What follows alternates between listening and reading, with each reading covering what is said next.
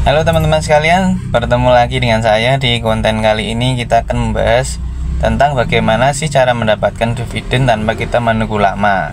Nah, kita perlu untuk mencari berita terlebih dahulu ya teman-teman sekalian. Kita perlu mencari informasi kapan dan emiten apa saja yang akan membagikan dividen dalam waktu dekat. Usahakan untuk mencari berita itu biasanya yang paling akurat itu di harian kontan ya teman-teman. Kalian bisa lihat di websitenya Kontan, itu punyanya Kompas, atau kalian bisa melihat di aplikasi yang kalian gunakan. Jadi misal kalian menggunakan Bibit, biasanya ada berita-berita tentang tanggal-tanggal kapan dividen akan dibagikan, dan kalian bisa juga menggunakan di TradingView. Namun di TradingView itu kita kesulitan karena notifnya itu ada di statistiknya ya teman-teman, ada di grafiknya. Jadi kalau kita tidak membuka satu persatu, tidak akan mengetahui apakah saham itu akan membagikan dividen atau tidak. Ya, yang paling mudah kita mencarinya adalah dengan mengakses website di Kontan, atau kalau di aplikasi saya, sekuritas saya itu biasanya ada notif ketika emiten perusahaan akan membagikan saham ya teman-teman sekalian. Bagaimana cara kita mendapatkan dividen tanpa menunggu waktu lama? Ketika perusahaan ingin membagikan dividen, otomatis kita jika ingin mendapatkannya harus terdaftar ke dalam pemegang saham ya teman-teman sekalian. Nah, kapan kita harus mulai untuk membeli saham tersebut? Kita harus memulai membeli itu ada pada waktu sebelum Jumdate ya teman-teman. Jumdate itu waktu awal dihitung oleh perusahaan.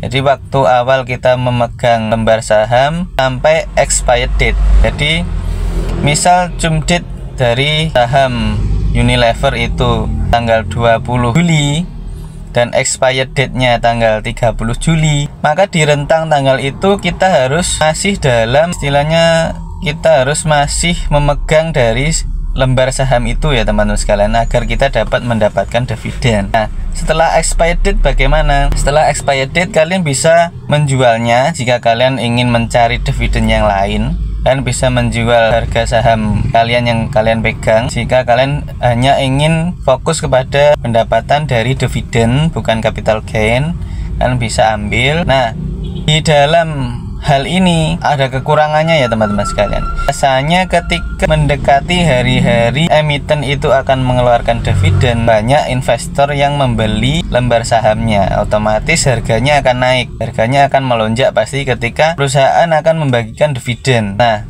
setelah jatuh expired date, jadi perusahaan kan dia nulis pemilik sahamnya siapa saja dari rentang Jumdate sampai expired date. Nanti setelah expired date itu investor-investor yang hanya berburu dividen itu akan menjualnya ya teman-teman sekalian.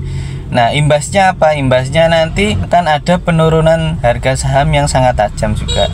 Nah, sebelum Jumdate tadi kan ada penaikan harga saham yang tajam. Ini ketika expired date pun juga sama, karena investor yang hanya mencari dividen, dia menjualnya untuk mendapat atau mencari emiten saham lain yang juga membagikan dividen. Nah, itu kelemahannya seperti itu ya teman-teman. Tapi jika kalian tidak hanya memburu dividen dari saham itu, jadi tidak main di Jumdate and expired date saja, ini adalah momen untuk membeli saham dengan harga murah ya teman-teman sekalian. Jadi ketika expired date sudah selesai, itu investor kan pasti akan jual semua sahamnya, terutama investor yang berburu dividen aja. Nah, ini kesempatan ketika harganya turun drastis, ini kesempatan untuk kita membelinya teman-teman sekalian. Nah, ketika harga turun dan kita sudah membeli, biasanya ada koreksi harga. Jadi koreksi harga emiten itu akan naik, mungkin beberapa persen akan naik. Nah, itu kalau kita mau cari capital gain, kita bisa jual di momen itu. Nah, untuk konten kali ini sekian. Jika ada pertanyaan, kalian bisa ketik di kolom komentar ya teman-teman sekalian. Insya Allah nanti kita akan belajar bersama-sama tentang apa yang kalian masih bingung atau yang kalian tanyakan. Oke, sampai bertemu di konten selanjutnya. Bye.